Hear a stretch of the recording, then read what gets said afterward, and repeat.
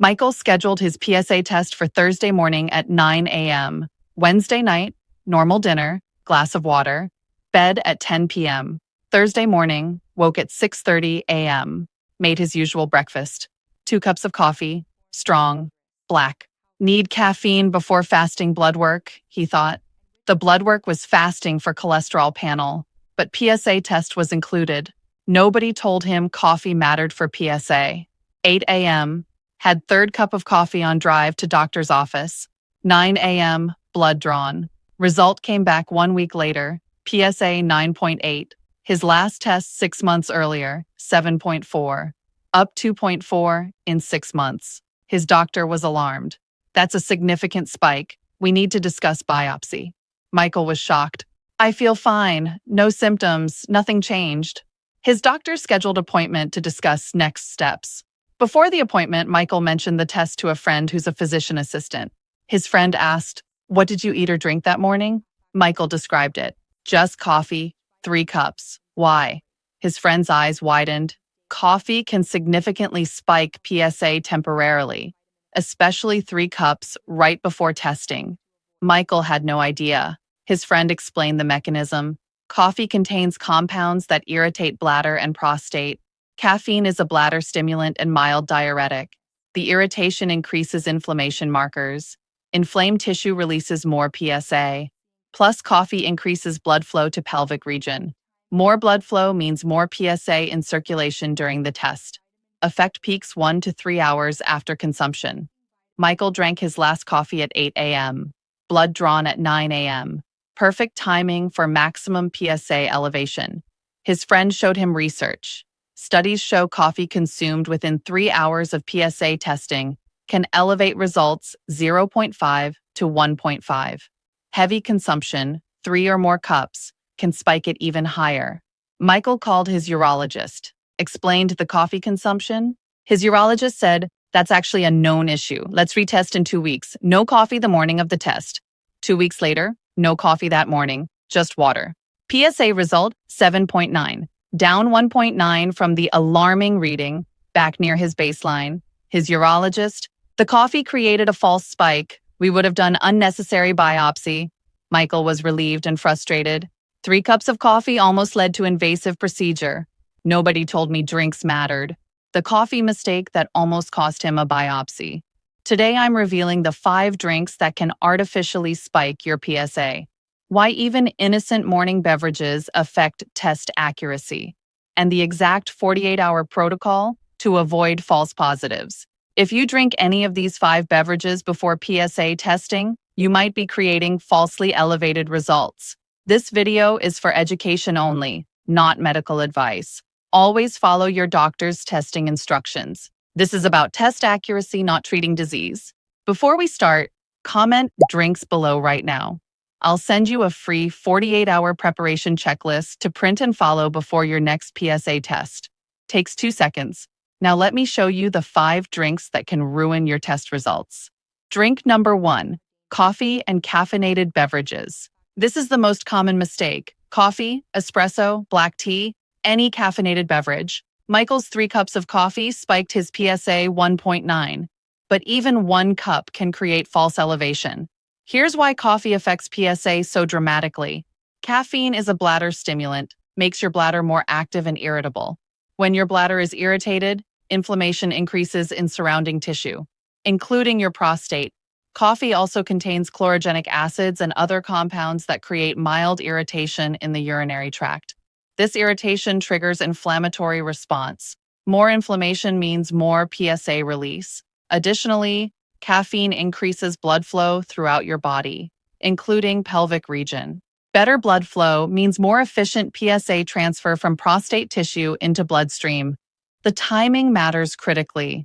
Caffeine peaks in bloodstream 30 to 60 minutes after consumption. PSA elevation peaks 1 to 3 hours after coffee consumption. If you drink coffee at 7 a.m. and test at 8 or 9 a.m., you're testing at peak elevation. Research shows the dose-response relationship. 1 cup of coffee. Average PSA elevation, 0.3 to 0.5. 2 cups. Average elevation, 0.6 to 1.0. 3 or more cups. Average elevation 1.0 to 2.0. Michael's 3 cups put him at high end of that range. The solution: no coffee or caffeinated beverages for at least 12 hours before PSA testing. Ideally 24 hours. If your test is morning, skip coffee that morning completely. Have it after your blood is drawn. One morning without coffee is better than false positive leading to unnecessary procedures. Drink number 2, energy drinks. These are worse than coffee, much worse. Energy drinks contain massive amounts of caffeine. Red Bull, 80 milligrams per 8 ounces. Monster, 160 milligrams per 16 ounces. Bang or Rain, 300 milligrams per 16 ounces. That's equivalent to 3 to 4 cups of coffee in one drink. Plus, energy drinks contain additional stimulants: taurine, guarana, ginseng, B vitamins in huge doses. All of these stimulate bladder and prostate, create intense irritation. The sugar content, often 50 to 60 grams per can, triggers inflammatory response. Sugar spikes create cytokine release. Cytokines are inflammatory signaling molecules. They circulate throughout your body within minutes. One energy drink can spike PSA anywhere from 1.0 to 3.0. That's enough to move you from normal range to biopsy recommendation. The solution? Absolutely no energy drinks for 48 hours before PSA testing, not just the morning of, 2 full days. If you consume energy drinks regularly, your baseline inflammation might be elevated. Consider stopping them 1 week before testing for most accurate baseline. Drink number 3, alcohol, beer, wine, liquor, all forms of alcohol. Even moderate consumption, 12 to 24 hours before testing, can affect results. Alcohol irritates both bladder and prostate tissue, creates inflammatory response that lasts longer than the intoxication. You might feel fine the next morning, but your prostate is still inflamed. Alcohol also dilates blood vessels, increases blood flow to pelvic region. More blood flow means more PSA in circulation. Research shows alcohol consumed within 24 hours of PSA testing elevates results average 0.4 to 1.2. Heavy consumption, 3 or more drinks, can spike it higher. The timing is tricky. You might have drinks Friday night, feel completely fine Saturday morning. But alcohol's inflammatory effect on prostate lasts 12 to 24 hours. Saturday morning PSA test will capture that inflammation. The solution? No alcohol for 48 hours before PSA testing. If your test is Monday morning, no drinking Saturday or Sunday. If your test is Friday morning, no drinking Wednesday or Thursday. Plan accordingly. Schedule PSA tests for early in week if you drink socially on weekends. Drink number 4, acidic fruit juices, orange juice, grapefruit juice, cranberry juice, pomegranate juice. These seem healthy. Sometimes they are, but not the morning of PSA testing. All of these juices are highly acidic. The acidity irritates bladder lining. Irritated bladder creates localized inflammation. This inflammation affects nearby prostate tissue. Additionally, these juices are high in natural sugars. Orange juice, 21 grams sugar per 8 ounces. Cranberry juice cocktail, 30 grams per 8 ounces. Sugar spikes trigger inflammatory cytokine release. The combination of acidity and sugar creates significant temporary inflammation. Research shows acidic juices consumed within 6 hours of testing can elevate PSA 0.3 to 0.9. The irony? Many men drink pomegranate or cranberry juice specifically for prostate health. Long-term consumption might have benefits, but acute consumption before testing creates temporary inflammation that ruins test accuracy. The solution? No acidic fruit juices for 24 hours before PSA testing. Drink water instead. After your blood is drawn, have whatever juice you want, but not before. Drink number 5, soft drinks and sodas. Regular and diet, both problematic. Regular sodas, high sugar content, 1 can, 39 grams of sugar. That's nearly 10 teaspoons. Sugar spike triggers inflammatory response, particularly when consumed without food. The inflammation peaks within 1 to 2 hours, right when you might be having blood drawn. Diet sodas, no sugar but contain artificial sweeteners and acids. The carbonation and acidity irritate bladder. Caffeine in colas adds additional stimulation. Some diet sodas contain citric acid or phosphoric acid. Both irritate urinary tract. Research shows sodas consumed within 6 hours of testing can elevate PSA 0.2 to 0.7. Not as dramatic as coffee or energy drinks, but enough to create false elevation, especially combined with other factors. The solution: no sodas for 12 hours before PSA testing. Stick to water. Boring, but accurate. Here's exactly what to drink and avoid before PSA testing. 48 hours before test. No energy drinks. None. No alcohol. Beer, wine, or liquor. These need longest clearance time. 24 hours before test. No coffee or caffeinated beverages. No acidic fruit juices. Orange, grapefruit, cranberry, pomegranate. No sodas or carbonated drinks. Morning of test. Only water. Plain, room temperature, or cool. No flavored water. No sparkling water. Just pure water. What you can drink during 48-hour protocol: water, as much as you want, herbal tea, caffeine-free only, chamomile, peppermint, milk, plain, not chocolate milk. These create minimal bladder irritation, won't affect test accuracy.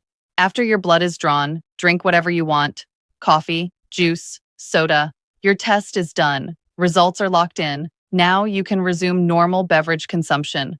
Michael's story shows the stakes. 3 cups of coffee created 2.4 PSA spike, led to biopsy recommendation.